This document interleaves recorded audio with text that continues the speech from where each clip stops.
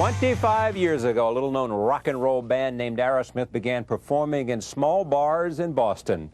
Today, they're selling out stadiums. Their latest album, 9 Lives, is receiving rave reviews, and they have just released their autobiography, Walk This Way, which chronicles the self-destruction and controversy of their path. Joining me now, lead singer Steven Tyler and guitarist Joe Perry, and I am very pleased to have both of them here. Welcome. Well, thank you, Charlie. It's a pleasure to be here. 25 years. Who would have thunk, huh? Who would have thunk, huh? Now, did you think 25 years ago you'd be alive today? You know, we used to get the questions about, what are you going to be doing when you're 30 and 40? And, you know, we thought, well, we're going to be doing what we're doing now. Yeah, what we know. At 26, we're going to be rocking and rolling. And, but the thought did cross our minds, would we be doing this forever? And it certainly seems like it. It's like, whatever we left off the last album, we have this dire need to put on the next one and, yeah, and prove everybody wrong. That's got, you know, the naysayers that, but that's been pretty much the.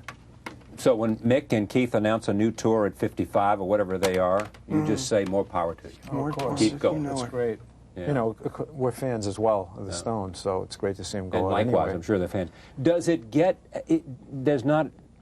There's never a time when you are up there and you're saying, "Man, it doesn't get any better than this." I mean, you always feel that. I mean, you're up there and you're singing, and the fans are reacting to you, and you got the baby boomers, and you got the baby boomers kids in the same audience now, right? When it's a sold-out crowd, yes. Yeah.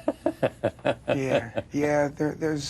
There hasn't been a show yet on this tour yet where we haven't been so grateful to be able to still be rocking in, you know, a climate other than rock and roll. Voice changed at all? I think it was a lot It's strong. deeper in the earlier days. It was like this. Actually, he's getting more range, I think. Yeah. As he gets older, that blows my mind in the studio. You know, he hits some high notes. More range, really? Definitely. No. To my putt, that is. Yeah, you don't No, even play golf. The girls in the front row. That I know. I mean, someone tell me that that's all still there when you go. I mean, the same thing that you've always had, women trying to get your attention, front row, side row. Yeah. The guy with the Aerosmith license plate all night. I said, "Will you put the thing down? I see you." What do they want from us? I stand there and I look at them down there screaming, and it's the same thing. Does this tell the story? Does this book lay it out the way it was? Interestingly enough, yes, it does. I mean, like I said before, we've gone through the trials and tribulations of other people's points of view, and this kind of tells it like it is. What happened? I mean, from way beyond me. My parents, my classical upbringing, and where they came over from Italy and so forth, and just how it started. How they used to tour the El Grande hotels, and here we are doing Davenport, Iowa, to 60,000 people. So. Yeah. It's and ups and downs in all of it, and how, you know, although there was a lot of agita and crap, that the bad times gave us strength. The fact that we had communication with each other and just didn't raise our middle finger and say, "See ya." We stayed in the room and said, "Listen, I want to rock. I want to go out on tour next year. I don't care. What does it take? What? I'm listening. Go ahead." That type of thing, you know, has kept us around. You actually had that happen. You'd sit in the room and hammer it out. Oh yeah, yeah, positively. We broke up once because of literally spilled milk, chapter 13 or so. One of the wives threw milk in the other wife's face because she said something, and one thing led to another, and I said, "I'll never play with you again for the rest of my life." And so, you know, we really, we embrace what we have now because we saw how easy it was to take it away. You know, we had in the 70s, we lost it all, and we got it back again. What's the most embarrassing thing in this book? I mean, the drug stuff is all known. Seriously speaking, the drug stuff is all known. That there was a point in time where I was so weak that I put my trust and love in a certain person, and that I didn't see what was really going on, and that it was my fault for not seeing. And I really hold that close to my chest. It's like just one of those things that I'll get over it, but, you know. Who was that? Certain people that we've left in the past. That we don't talk about now? No, or? I don't even want to go there. But you put them in the book. Oh, yeah. You don't want to go back to it?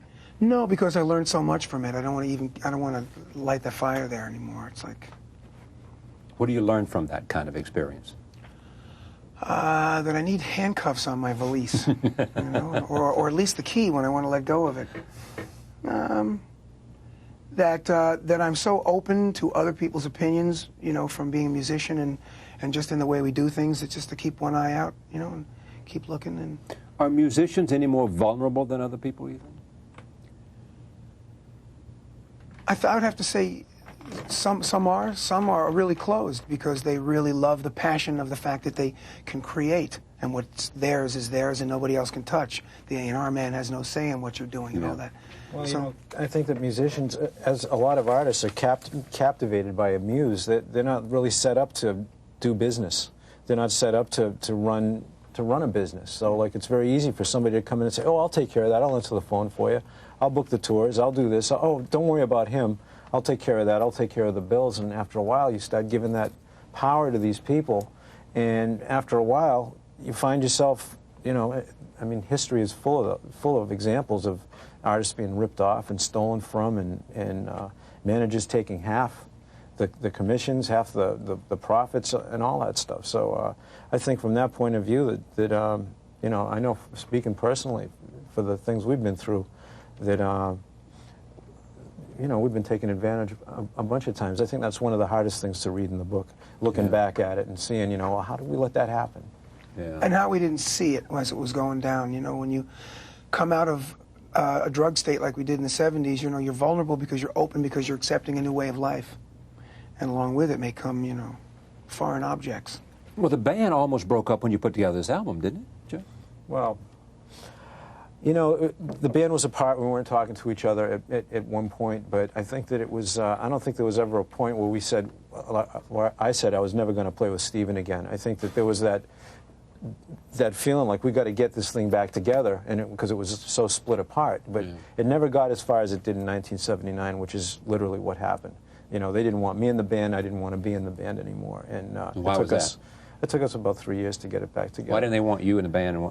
Because I have a huge ego, and a bad attitude most of the time, and a self criticism. Well, just hard to get along with, I think. And I think that because of the cocoons we'd built around ourselves, we weren't speaking to each other. We let our dream escape us, you know, and we let a lot of stuff get in the way. And so how did you save it then if you had all that going against you? Well, I think there was a process where we lost everything. The band lost everything. I mean, we lost a lot of fans. We lost a lot of credibility.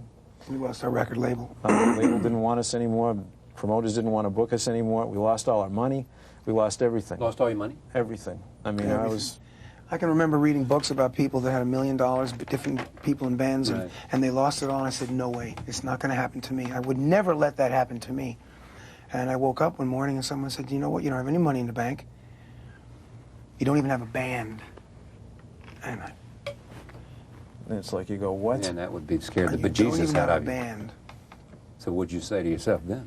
Well, I had a whole bunch of answers, but it wasn't until I hit that, you know, my major bottom, you know, which the drugs and alcohol afforded me, thank God, to get to, because that's why I'm alive today. I got a chance to see that and say, wait a minute, you know, I lost exactly what I was so strived to have in the beginning, and didn't even see it, because the drugs were, it's like, you know, you just don't see it. You don't see what's going on.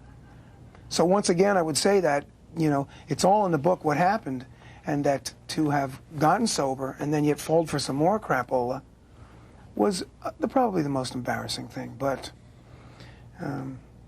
this too shall pass. This too shall pass. Amen. Tell me about 9 Lives. Falling in Love, Hole in My Soul, Taste of India, Full Circle, Ain't That a Bitch, Crash, Pink, Attitude, Fallen Angels, 9 Lives. Different from anything?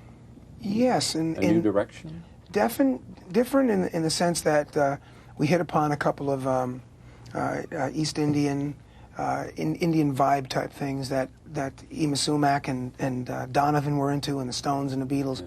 And it was something we never done together, so we wrote 9 Lives and Taste of India with Glenn Ballard, and so, you know, Pink, which is way different. You see, one of the things about Aerosmith, I think that is a feather in our cap as far as longevity goes, is that we've been able to be so different. Go from a song like 9 Lives into a song like Pink, completely different. A song like Train Kept A-Rollin' into Dream On. A song like Janie's Got a Gun into Eat the Rich. And so I think we did it once again on this album. Different feel, Indian vibe, access a different place. So it was a lot of fun. And that's what you think has contributed mostly to the longevity, the fact that you could hit a lot of different directions. Well, that keeps us together, Yeah. and the want to play, and then the fact that we love to play live, and people can actually see us without watching MTV. Like, we don't have any rules about what should go on the record. I know we've talked to other musicians. Well, we can't have that sound on there because that's not our band. Yeah. But if it makes noise, we try it. You know, if it's an Indian sarangi, we'll see if it fits. It goes on there. So the horizons are real broad for what we pick from. Who decides if there are strong dissenting views on what ought to be included in an album? We do a lot of fighting. Do you really? Just hammer it out. Oh, yeah. Fight for what you believe in. So heavy. Definitely. Threaten to quit, threaten to leave, threaten to do everything. Yeah, yeah. I walked out of the studio a couple times in New York when we redid the songs that weren't the same as Florida. Yeah. And, you know, but we ironed it out. But see, that's the thing. I mean, we bring that passion in, but we just know at the end of the day we'll still talk to each other. In the 70s, we would take it personally and not talk to each other and say, you know, like, what an asshole. How could he, you know, I don't want to be in the same room with him. Right. It's not like about marriage. that. At some point, We'll you still get together where you recognize we're in this for the duration, and so we can be. Well, there's so much more. I mean, even though the albums and the songs on it and the hits, the record, the radio plays is why you guys are around, even though that's relevant, there's the thrill of walking on stage and throwing parties for 30,000 people at a whack and walking out and of every night that we give ourselves that gift, you know? So it's more than just that argument in the song. Even though at the moment I say, wait a minute, this song, I just wrote it, I want it to sound like that. This is what's going to get us to play in front of those people. But there really are a whole bunch of different things dancing around all at once. Are you strongly today making the argument against drugs so that if you say to yourself, if I can stop one kid from getting on that slippery slope, I want to do it? Of course, I feel really good about getting the letters from people saying, you saved my life. I do not do drugs anymore because I believed in you and blah, blah, blah. And I don't really own all that because I didn't. They saw me as an example. God bless them. And I feel really good if they feel that way. Yeah. But more than telling people don't do drugs and that be the message, all we say is there's life after meth. We never really wanted to get on a soapbox and say don't do drugs and don't do this and don't drink at the shows.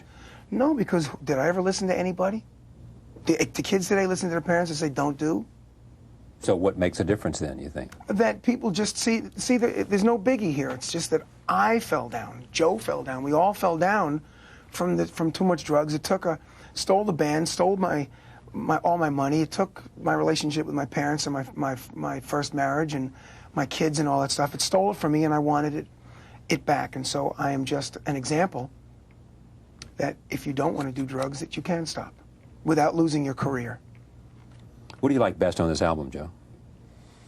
Well, I think I like listening to Farm, Take Me to the Farm, because it shows a darker side of the band that I think we missed on the last couple of records. And I especially like the Wizard of Oz things that we put in there.